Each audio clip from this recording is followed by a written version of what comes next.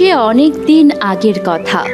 তখন এক গ্রামে নীতিশ নামে খুবই অলস প্রকৃতির একটা লোক বাস করত।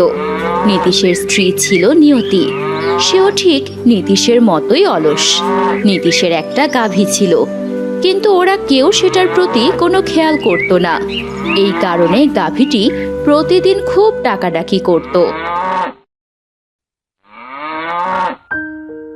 কি গো, গরুটা সেই কখন থেকে ডাকাডাকি করে যাচ্ছে, তুমি কি শুনতে পাচ্ছ না? গরুটা ডেকে যাচ্ছে তো আমি কি করব? কি করবে মানে, গরুটাকে কিছু খাবার দিলে তো ও আর ডাকাডাকি করতো না। তা না করে তুমি সেই কখন থেকে বারান্দায় বসে আছো। গরুর জন্য যখন তোমার এতই মায়া, তখন নিজে গিয়ে খাবার দিলেই পারো। আমি এখন গিয়ে ওই গরুটাকে খাবার দেব? হ্যাঁ, এত ঠেকা আমার পড়েনি। তোমার দরকার হয়তো তুমি গিয়ে দিয়ে আসো। তাহলে থাক ওই রকম। ওই গরুটাকে খাবার দিতে আমার একটু ইচ্ছে করছে না। এদিকে এই গ্রামেই এক বৃদ্ধ লোক বাস করত। তিন কুলে তার আপন বলতে কেউই ছিল না। প্রতিদিন ভিক্ষা করে যা 2 পয়সা রোজগার হতো, তা দিয়ে কোনো মতে দুবেলা দুমুঠো খাবার খেত। এভাবে কি বেঁচে থাকা যায়? প্রতিদিন খাবারের জন্য কষ্ট পেতে হয়, আর তার উপর ঘরে একটা মানুষও নেই। ছেলে মেয়ে বউ সব হারিয়ে আজ আমি একা পড়ে আছি। আর সৃষ্টিকর্তা যে কেন আমাকে এখনো উঠিয়ে দেয় না, আমি এটাই বুঝতে পারছি না। ইস, বেলা হয়ে গেছে, আমাকে এখনই ভিক্ষা করতে বের হতে হবে। তা না হলে আজ আর পেটে কোনো দানা পানি পড়বে না। বৃদ্ধ একটা থালা নিয়ে ভিক্ষা করতে বের হয়ে যায়। এদিকে নীতিশের গরুটা তখনও এক টানা ডেকে যাচ্ছে। নীতিশের ধৈর্যের বাঁধ এবার ভেঙে যায়। সে একটা লাঠি নিয়ে গরুটার কাছে ছুটে আসে। অত ভাগে গরু এক ফোঁটা দুধ দিতে পারিস না, তার উপর আবার সারাদিন চিৎকার চেঁচামেচি। আজকে তোকে মেরে পিঠে ছাল ছাড়িয়ে নেব। হ্যাঁ, সেটাই করো। হতভাগা গরুটা বড্ড বার বেড়েছে। একটু শিক্ষা না দিলে আর ঠিক হবে না। বল বল, বলার টাকাটা কি করবি? বল বল, এখানে বসে চিৎকার চেঁচামেচি করবি? আমার মাথা খাবি? আর এই বলে নীতিশ গরুটাকে বেধড়ক পেটাতে থাকে। ঠিক এই সময় বৃদ্ধ এসে নীতিশের বাড়িতে ঢুকে। ওরে ও নীতিশ, অবলা গরুটার সাথে কি ব্যবহার করছিস তোরা? গরুটাকে কেউ এভাবে মারে? দেখো বুড়ো, আমাদের গরু, আমরা যখন যা খুশি তাই করবো। এই নিয়ে তোমার তো না ভাবলেও চলবে। হ্যাঁ, তাই বলে গরুটাকে এভাবে মারবি? আরে একটু হলেই তো গরুটা মারা যাবে। এমন বজ্জাত গরু বাঁচিয়ে রেখেও তো কোনো লাভ নেই। সারাদিন শুধু বসে বসে গিলতে থাকে, অথচ আমাদের 2 পয়সাও লাভ হয় না। গরুটাকে এমন ভাবে না মেরে বরং ওটাকে আমায় দিয়ে দে। আমি তো একাই থাকি, ওকে পেলে আমার বেশ ভালো লাগবে। ঠিক আছে, তবে হাতে গোনা 1000 টাকা দিতে হবে, তবেই আমি তোমাকে গরুটা দেবো। দেখ বাছা, আমার হাতে তো কোনো টাকা নেই, শুধুমাত্র আমার পশ্চিমের জমিটা আছে। আমি বরং তোদেরকে ওই জমিটা দিয়ে দিলাম, এর বিনিময়ে গরুটা আমায় দিয়ে দে। বৃদ্ধের মুখে এই কথাটা শুনে ভীষণ খুশি হয় নিয়তি আর নীতিশ। তারা এক বাক্যে রাজি হয়ে যায়। বৃদ্ধও খুশি মনে গরুটাকে নিয়ে বাড়িতে চলে যায়। এতদিনে তুমি একটা কাজের কাজ করেছো। এই বজ্জাত গরুটাকে বাড়িতে রেখে কোনো কাজই তো হতো না। তার থেকে বিক্রি করে যাই হোক, জমিটা তো পাওয়া গেছে। হ্যাঁ, এই কারণে তো বুড়ো গরুটা কেনার কথা বলার সাথে সাথে আর না করিনি। বুড়োর ওই জমিটায় বেশ ভালো ফসল ফলে, আমাদের অনেক লাভ হয়ে গেল। হ্যাঁ, এখন আর আমাদের প্রতিদিন সকাল সকাল ওই গরুর চিৎকার চেঁচামেচি শুনতে হবে না। এদিকে বৃদ্ধ গরুটাকে বাড়িতে এনে বেশ চিন্তায় পড়ে যায়। উঠানের একটা গাছের সাথে গরুটাকে বেঁধে বারান্দায় বসে বৃদ্ধ একা একা বলতে থাকে, আবেগের বসে গরুটাকে তো নিয়ে এলাম, কিন্তু ওকে খাওয়াবো কি?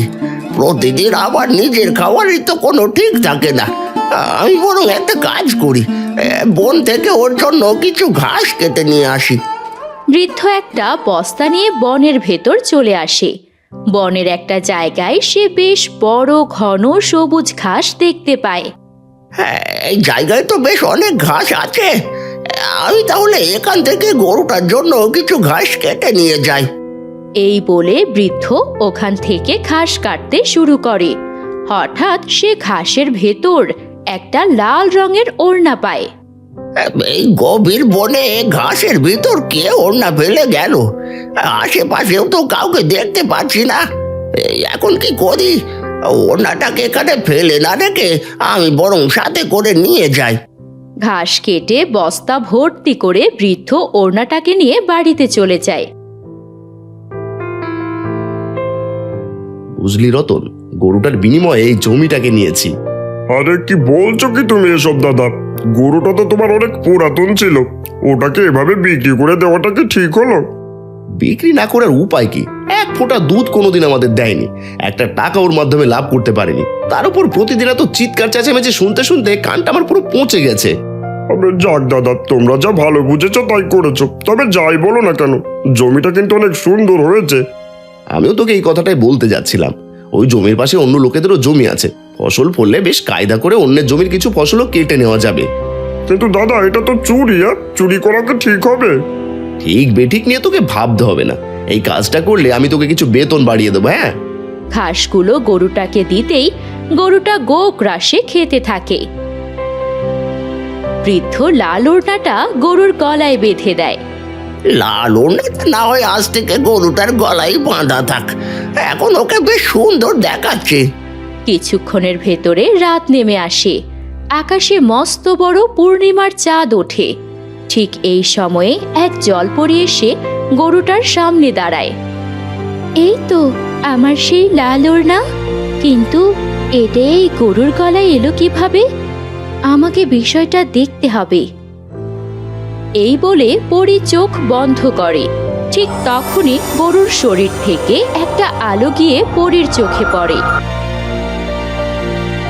আহারে, আমি স্পষ্ট দেখতে পাচ্ছি গরুটার ভাগ্য তো খুবই খারাপ। সেই সাথে এই বাড়ির লোকটার অবস্থাও বড় কষ্টকর। নিজের সংসার চালানোর উপায় নেই, অথচ গরুটার কষ্টের কথা ভেবে জমির বিনিময়ে ওকে কিনে এনেছে। না, আজকে ওই লোকটা আমার ওড়নাটা এনেছিল বলে আমি ওদের কষ্টের কাহিনী জানতে পারলাম। ওদেরকে আমার কিছু একটা সাহায্য করে যেতেই হবে। ঠিক তখনই পরীর হাত থেকে একটা আলো বের হয়ে গরুর কপালে পড়ে। পরী এরপর আস্তে আস্তে হাঁটতে হাঁটতে অন্ধকারে মিলিয়ে যায়। পরদিন সকালে বড়ই আশ্চর্যজনক এক ঘটনা ঘটে। বৃদ্ধ ঘর থেকে বের হয়ে গরুর দিকে তাকাতেই অবাক হয়ে যায়। এই আমি কি দেখছি? গরুটাকে দেখে তো মনে হচ্ছে ওর দুধ দহন করলে অনেক দুধ পাওয়া যাবে। এক রাতের ভিতর এত পরিবর্তন কিভাবে হয়ে গেল? না না না না, আর দেরি করা ঠিক হবে না, এখনই ওর দুধ দহন করতে হবে। একটা বড় হাঁড়ি নিয়ে আসে বৃদ্ধ। তারপর গরুটার দুধ দোহাতে শুরু করে।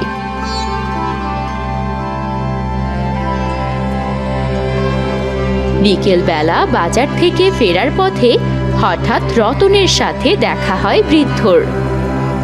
তবে কি গো বুড়ো দাদু, শুনলাম তুমি নাকি নীতিশ দাদার গরুটা কিনেছো। তা ওকে দিয়ে কি এক পয়সা লাভ করতে পারলে? লাভ কি বলছো? ও তো একদিনে আমার সংসারকে পুরো পরিবর্তন করে দিয়েছে। হঠাৎ এই কথা বলছো যে? কি করেছে গরুটা তোমার জন্য? জানি না কিভাবে কি হয়ে গেল, কিন্তু সকালের দুধ দহন করতেই ও আমাকে পুরো 3 হাঁড়ি দুধ দিয়েছে। সেই দুধ আমি এইমাত্র বাজারে চড়া দামে বিক্রি করে এলাম। কি বলছো তুমি এসব? যে গরু এতদিন নীতিশ দাদা রেখে ও একটা টাকা লাভ করতে পারলো না, সেই গরু তোমার কাছে আসতেই তুমি একেবারে লাভে ফুলে ফেপে উঠলে। সবই সৃষ্টিকর্তার দয়া, তিনি চাইলে কোনো কিছুই অসাধ্য নয়। যাই গো রতন, গরুটাকে আবার খাবার দিতে হবে, সন্ধে যে হতে চললো। এদিকে নীতিশের বাড়িতে আরেকটা ঘটনা ঘটে গেছে। বৃদ্ধার কাছ থেকে কেনা জমি থেকে ছুটতে ছুটতে। কি গো, কি হয়েছে তোমার? হঠাৎ কোথা থেকে এমন ছুটতে ছুটতে এলে? আমাদের সর্বনাশ হয়ে গেছে গো। বুড়োর কাছ থেকে যে জমিটা আমরা কিনেছিলাম সেটা নদীতে ভেঙে মিলিয়ে গেছে, সেখানে জমির আর কোনো চিহ্ন মাত্র নেই। হায় হায়, এ আমাদের কি সর্বনাশ হয়ে গেল! আমরা যে একুল ওকুল দুকুলি হারালাম। দাদা, ওদিকে তো মস্ত বড় ঘটনা ঘটে গেছে। বুড়োর কাছে তুমি যে গাভীটা বিক্রি করেছো সেটা আজকে 3 হাঁড়ি দুধ দিয়েছে। কি বলছো তুমি এসব রতন? এটা কিছুতেই হতে পারে না। হ্যাঁ সেটাই তো, যে গরু আমাদের বাড়িতে বসে এক ফোঁটা দুধ দিল না, সেটা হঠাৎ ওই বাড়িতে যেতে 3 হাঁড়ি করে দুধ দেয়। কিভাবে যে দেয়! আমি একদম ঠিক কথা বলছি দাদা, আমি নিজের চোখে ওই বুড়োকে দুধ বিক্রি করে বাড়ি ফিরে আসতে দেখেছি। তাহলে তো মস্ত বড় চমৎকারই হয়ে গেল। তবে এত সহজ আমি ছেড়ে দেব না।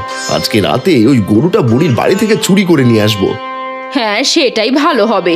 আমাদের গরু আমাদের বাড়িতে থাকবে। কথা মতো অনেক রাতে নীতিশ বুড়োর বাড়ির উঠোনে গিয়ে উপস্থিত হয়।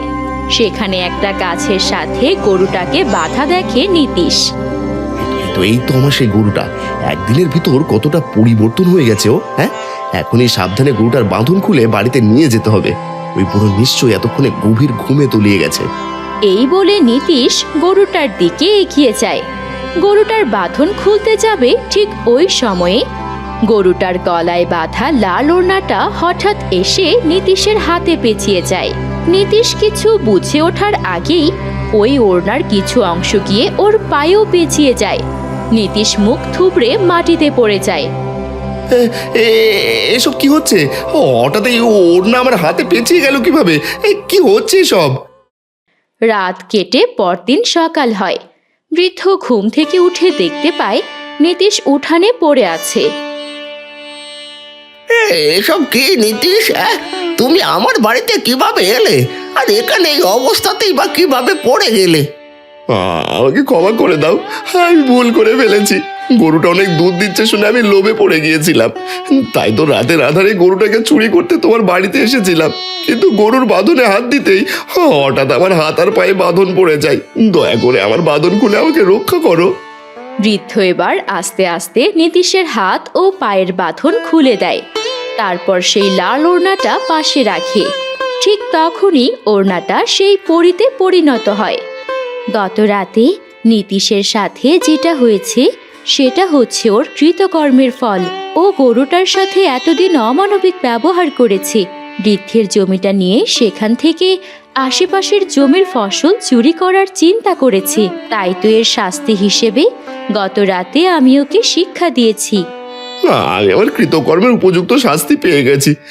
বৃদ্ধের কাছ থেকে নেওয়া আমার সব জমি এখন নদীগর্ভে বিলীন হয়ে গেছে।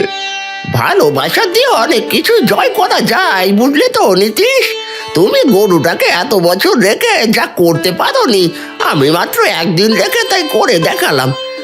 জলপরি, তোমাকে অনেক ধন্যবাদ। তুমি না থাকলে হয়তো গরুটাকে আমি আর রক্ষা করতে পারতাম না। এই গরুটা তোমার কাছেই থাকবে। কেউ এটাকে তোমার কাছ থেকে আর কেড়ে নিতে পারবে না। জলপরীর কথা মতো গরুটা আর কেউ কেড়ে নেওয়ার সাহস করলো না। নীতিশ জমি গরু সব কিছু হারিয়ে খুবই কষ্টে তার কৃতকর্মের শাস্তি পেতে লাগলো। অন্যদিকে গরুর দুধ বিক্রি করে দিব্যি দিন কাটাতে লাগলো বৃদ্ধ।